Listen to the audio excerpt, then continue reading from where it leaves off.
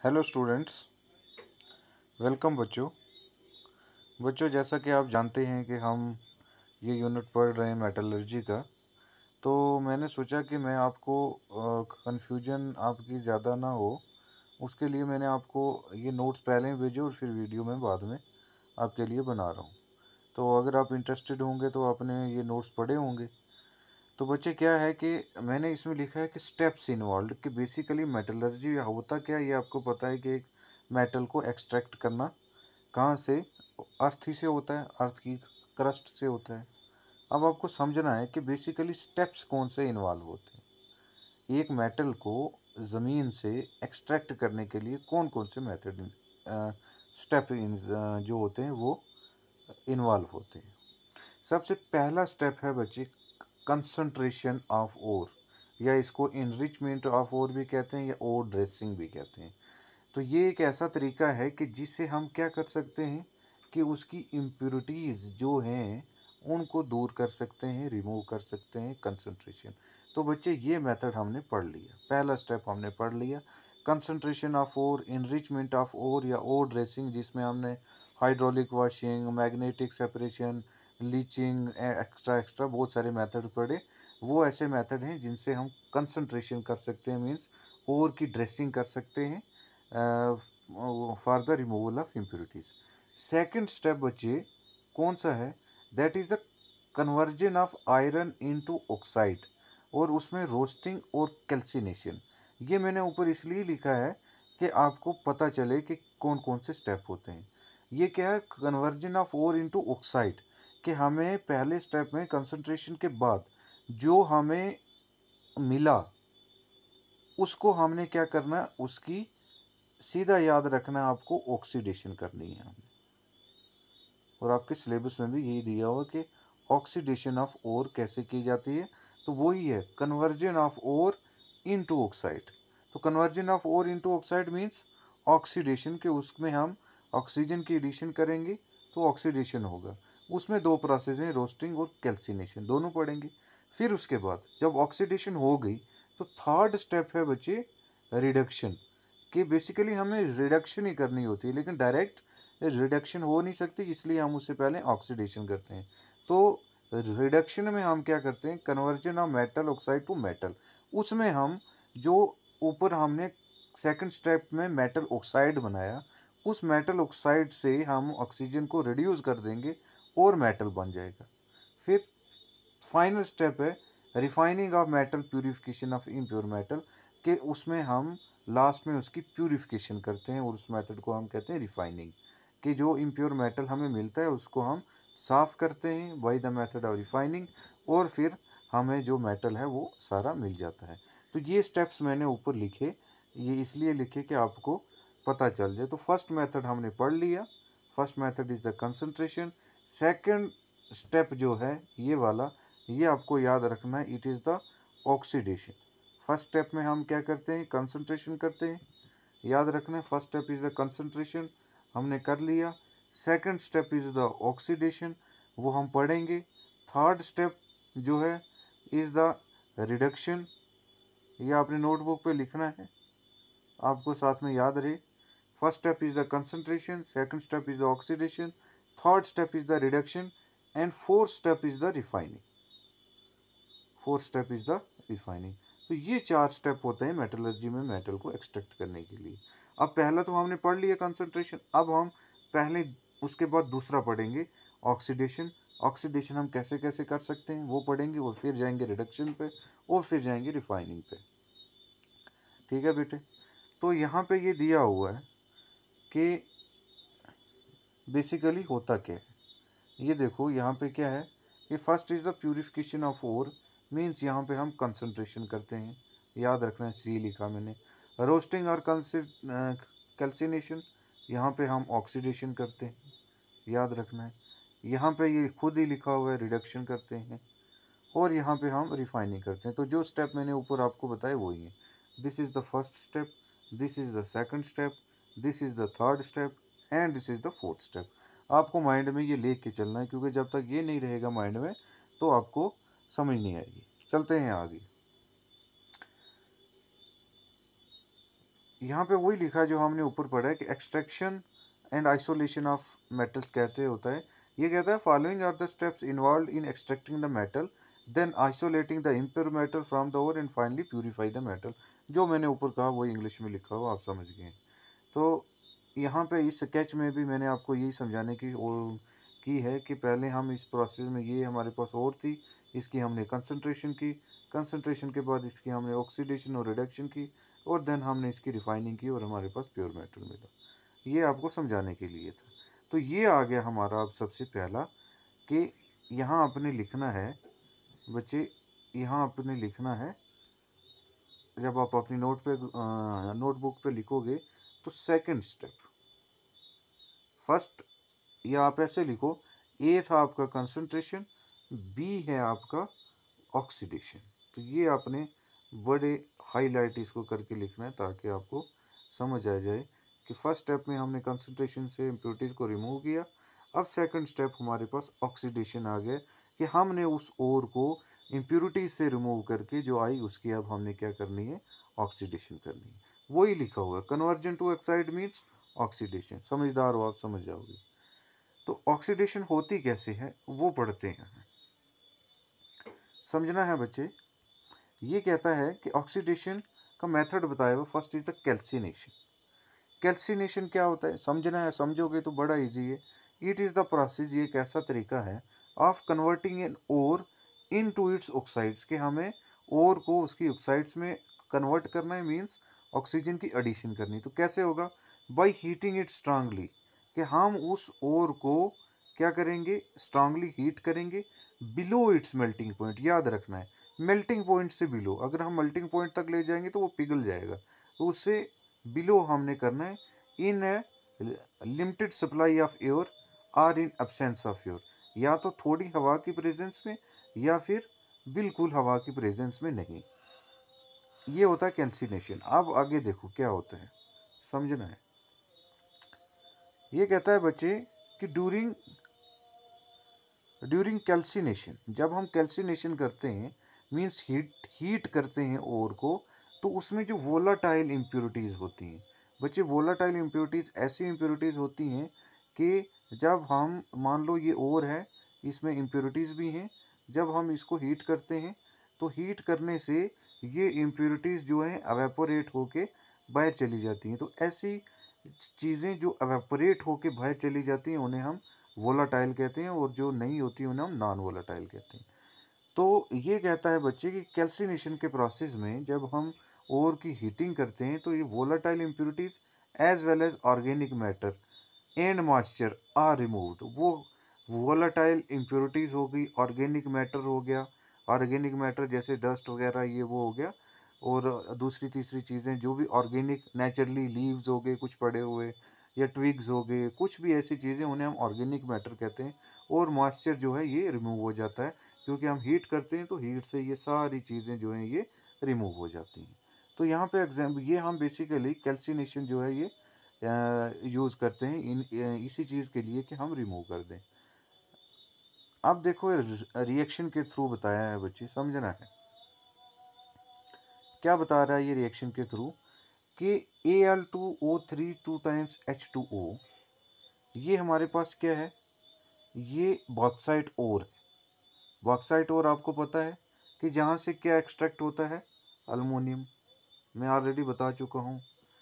अब इसको जब हम हीट करेंगे तो यहाँ पे देखो Al2O3 डॉट 2H2O का मतलब कि ये इसके साथ है, वाटर इसके साथ है in the form of moisture. लेकिन जब हम हीट करेंगे तो ये रिएक्शन में बताया कि वाटर जो है ये एवेपोरेट हो जाएगा। जब ये एवेपोरेट हो जाएगा मीन्स ये बाहर निकल गया, और पीछे हमारे पास सिर्फ क्या बचा, अल्यूमिना Al2O3। ठीक है, तो देखो यहाँ से कैल्सिनेशन से मॉइस्चर जो है वो बॉक्साइट ओर से बाहर निकल गया, तो कितना बड़ा फ़ायदा हुआ। लाइमस्टोन, लाइमस्टोन जो होता है CaCO3, जब हम CaCO3 को उसकी कैल्सिनेशन करते हैं मीन्स हीट करते हैं, तो यहाँ से ये कार्बन डाइऑक्साइड जो है, ये कार्बन डाइऑक्साइड बाहर निकल जाता है। इस एरो का मतलब क्या समझना है आपने, कि बाहर निकल जाता है एवापोरेट होके, गैस की शेप में बाहर निकल के, तो पीछे हमारे पास कैल्शियम ऑक्साइड बच जाता है। अब इस कैल्शियम ऑक्साइड से हम आगे काम करेंगे, इसको रिड्यूस करेंगे और हमें कैल्शियम मिल जाएगा। तो ऑक्सीडेशन में आपने याद रखना है कि हम उसको हीट करते हैं। हीट करने से इम्प्योरिटीज़ जो हैं वोलाटाइल, ऑर्गेनिक और मॉइस्चर ये रिमूव हो जाते हैं। ठीक है। फिर ये आपने याद रखना है कि CaCO3 MgCO3 ये डोलामाइट ओर होती है। इस ओर में देखो, यहाँ से इस ओर में ये कार्बन डाइऑक्साइड ये भी एवापोरेट होके बाहर निकल गया जब हम हीट करेंगे। मैग्नीशियम ऑक्साइड भी ये एवापोरेट होके बाहर निकल गया। हमारे पास पीछे बच गया कैल्शियम ऑक्साइड CaO। तो इस CO से अब हमारा काम है, ये ऑक्सीडाइज्ड फॉर्म में आ गई। अब इसको हम, जैसे मैंने बताया कि ऑक्सीडेशन के बाद रिड्यूस करते हैं, तो जब हम इसको रिडक्शन करेंगे नेक्स्ट स्टेप में, तो इससे हमें क्या मिल जाएगा, कैल्शियम मिल जाएगा। तो कैल्सिनेशन में मीन्स ऑक्सीडेशन के स्टेप कैल्सिनेशन में हमें सिर्फ वो इम्प्योरिटीज़ अगर हम हीट करेंगे तो इसमें जो मॉइस्चर होगा, दूसरी तीसरी इम्प्योरिटीज़ होंगी वो बाहर निकल जाएंगी और हमें ऑक्सीडाइज्ड फॉर्म में वो और जो है वो मिल जाएगी। Calcination is used for metal carbonates, इन चीज़ों के लिए यूज़ की जाती है, जैसे मेटल कार्बोनेट्स ये CO3 हो गया, हाइड्रोक्साइड जिसमें OH होता है, and carried out in reverberatory furnace. याद रखना है बच्चे, रेवर्बरेटरी फर्नेंस क्या होता है कि ये एक फर्नेंस होता है इस टाइप का बहुत बड़ा, जिसका मेटल जिससे ये बना होता है ये बहुत हार्ड होता है। इसको जितनी मर्जी हीट दे लो ये पिघलता नहीं है। तो हम उस सब्सटेंस को इसके बीच में डालते हैं और हीट करते हैं, तो इम्प्योरिटीज़ जो है वो वोलेटाइल यहाँ से बाहर निकल जाती हैं और पीछे जो और बचती है उसको हम यहाँ से बाहर निकाल लेते हैं। तो इसलिए इसको हम क्या कहते हैं, फर्नेंस कहते हैं। सेकंड प्रोसेस है बच्चे, जैसे कैल्सिनेशन है ऑक्सीडेशन में, ऐसे ही क्या है, रोस्टिंग है। तो समझना है बच्चे रोस्टिंग क्या होता है। ये कहता है कि roasting it is the process of converting an ore into metallic oxide by heating it strongly. वही बात है। अब ऑक्सीडेशन के प्रोसेस है ना ये। ऑक्सीडेशन मीन्स कि हम एक ओर को याद रखना है। ऑक्सीडेशन क्या है कि एक ओर को हमने हीट किया और हीट करने के बाद ये ऑक्सीडाइज्ड फॉर्म में आ गई। किस में फॉर्म में आ गई, ऑक्सीडाइज्ड फॉर्म में आ गई। तो उसी को तो हम कहते हैं ऑक्सीडेशन। अब फर्स्ट स्टेप हमने कैल्सिनेशन किया। कैल्सिनेशन में आप समझ गए कि कैसे इम्प्योरिटीज़, वोलेटाइल इम्प्योरिटीज़ और दूसरी तीसरी वो सारी निकल गई। तो ऐसे ही रोस्टिंग है। रोस्टिंग में अलग क्या है वो हम पढ़ेंगे कि रोस्टिंग में हम एक मेटल को हीट करते हैं ओर को, और वो स्ट्रांगली हीट करते हैं below its melting point in excess of फ्यूर। याद रखना है, हम कैल्सिनेशन में मेल्टिंग पॉइंट से बिलो हीट कर रहे थे, लेकिन रोस्टिंग में सॉरी कैल्सिनेशन में in absence of your or in limited presence of your, but यहाँ पे हम इन एक्सेस ऑफ योर में हीट कर रहे हैं, ज़्यादा हीट एयर की प्रेजेंस में कर रहे हैं। तो ये डिफरेंस है। This process is commonly use for sulphide ores. याद रखना है, ये जो है वो सल्फाइड ओर्स के लिए यूज़ करते हैं, and is carried out in blast furnace and reverberatory furnace. और इन फर्नेंस ये उनकी उन मशीन्स का नाम है, उन फर्नेंस का नाम है जिनका ये जिनमें ये हीट किया जाता है। रोस्टिंग से क्या होता है, roasting help to remove the non metallic impurities and moisture. याद रखना है, जैसे कैल्सिनेशन में मॉइस्चर भी जा रहा था, ऑर्गेनिक मैटर भी जा रहा था, और तीसरी क्या चीज़ जा रही थी, वोलाटाइल मैटर भी जो है वो जा रहा था। लेकिन कैल्सिनेशन में नॉन मेटालिक इम्प्योरिटीज़ जो हैं, जो नॉन मेटल हैं उस ओर में बचे हुए, वो रिमूव हो जाते हैं और मॉइस्चर जो है वो रिमूव हो जाता है। ये याद रखना है। इसकी रिएक्शन दी हुई है, जैसे वहाँ पे रिएक्शन दी हुई थी। जैसे देखो ये जिंक सल्फाइड है, क्या है, जिंक सल्फाइड ZnS।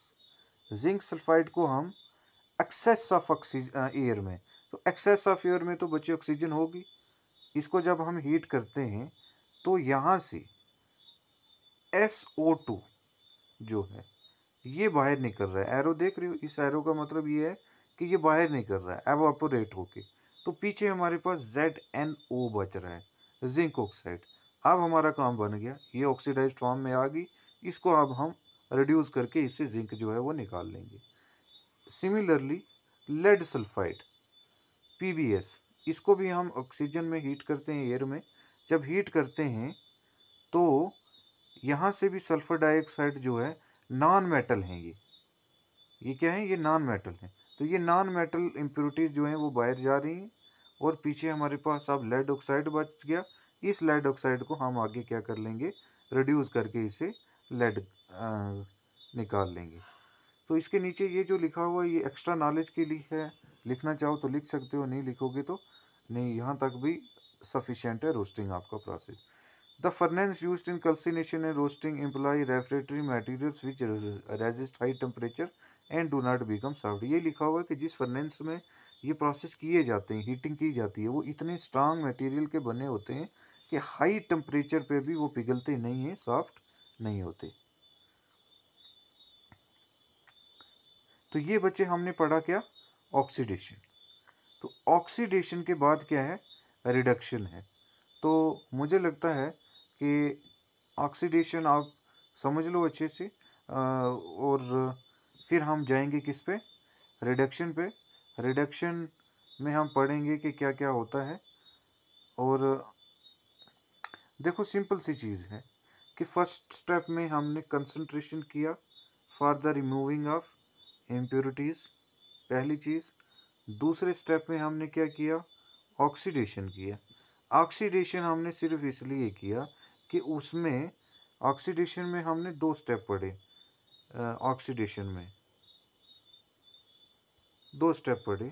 तो first is the calcination and second is the roasting, ठीक है। तो कैल्सिनेशन में हम हीट करते हैं below is the melting point और लेस सप्लाई ऑफ फ्योर या एब्सेंस ऑफ फ्योर।